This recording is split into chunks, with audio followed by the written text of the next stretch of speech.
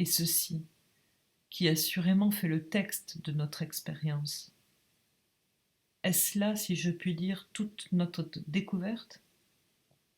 Est-ce là toute notre morale? La mise au jour? La découverte comme telle de cette pensée de désir, de la vérité de cette pensée? Est-ce que de sa seule révélation, nous attendons que soit fait place nette pour une pensée différente? D'une certaine façon, c'est vrai. C'est aussi simple, d'une certaine façon. Mais aussi, à l'opposé, d'une certaine façon, à la formuler ainsi, tout nous est véritablement volé.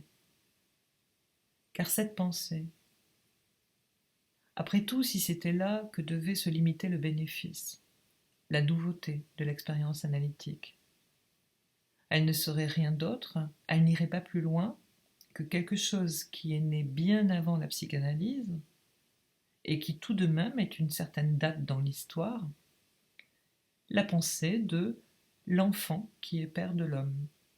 La formule citée par Freud lui-même avec respect est de Wordsworth, c'est-à-dire d'un poète romantique anglais.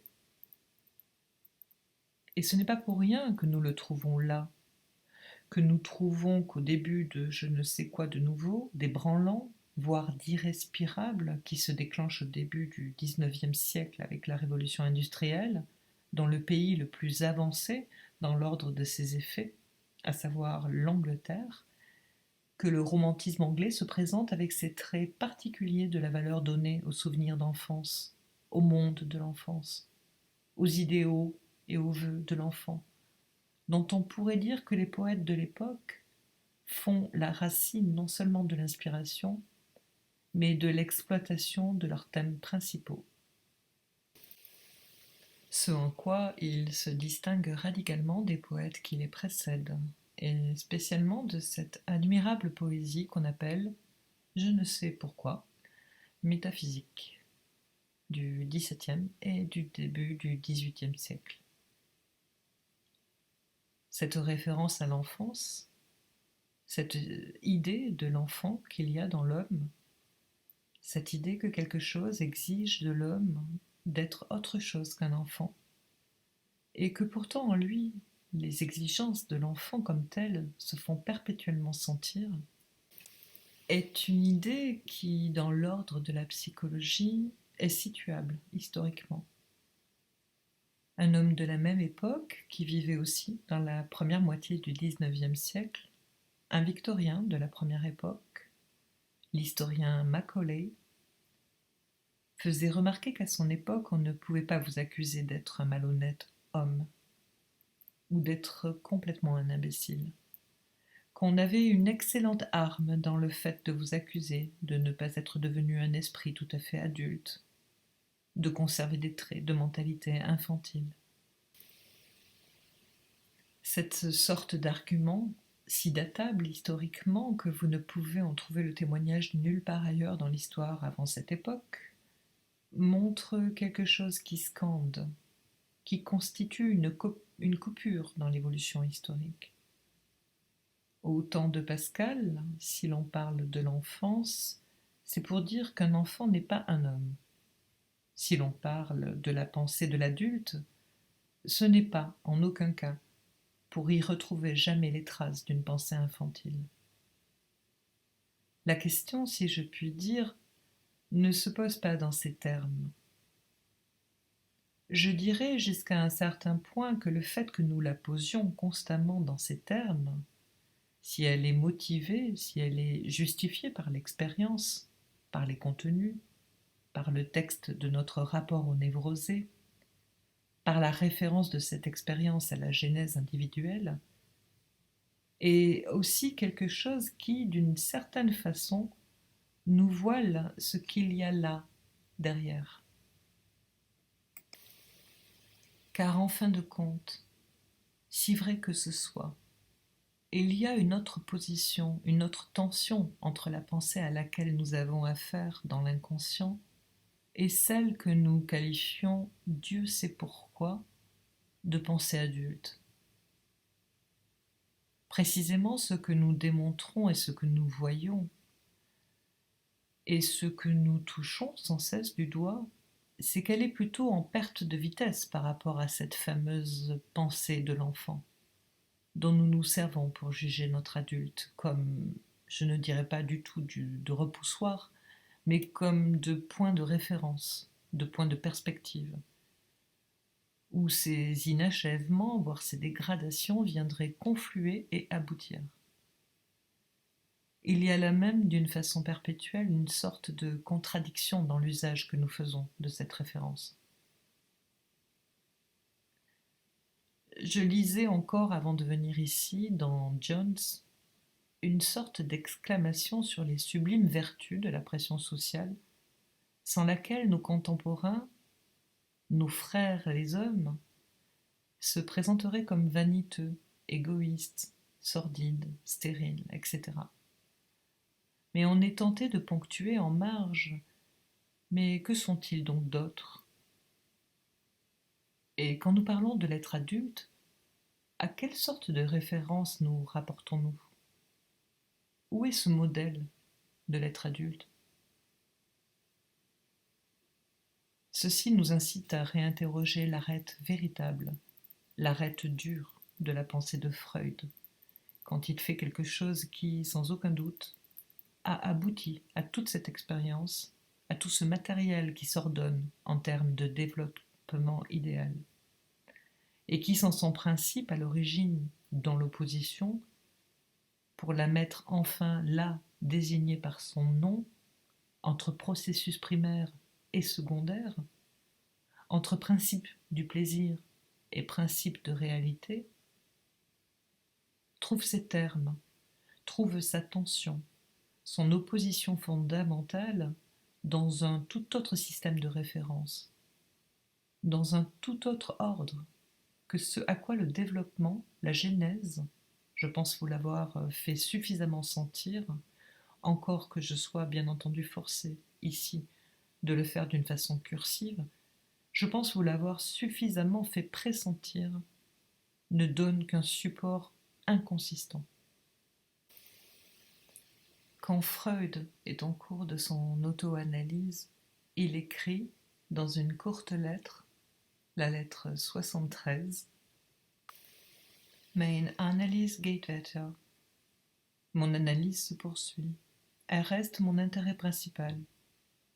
Tout en restant encore obscur, certains problèmes appellent, mais le problème dont il s'agit met là-dessus quelque chose, un sentiment de confortable. C'est, dit-il, comme si on avait à prendre, à puiser dans une chambre à provisions et à en tirer des choses, ce dont on a besoin. Le désagréable, dit-il, ce sont die Stimmungen, à savoir les états, au sens le plus général que nous pouvons donner à ce mot qui a sa résonance spéciale en allemand, les états d'humeur. Il s'agit à proprement parler des sentiments, des états de sentiments qui, de leur nature, essentiellement, couvrent, cachent, quoi? Die Wirklichkeit, la réalité. C'est en termes d'interrogation sur cette Wirklichkeit, sur cette réalité, que Freud interroge ce qui se présente à lui comme Stimmung.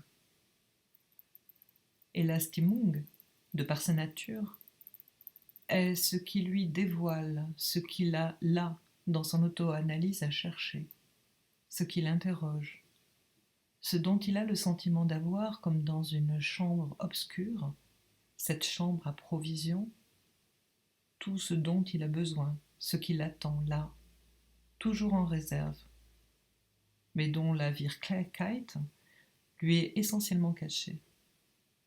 Il n'est pas guidé vers cela par ses Stimmungen.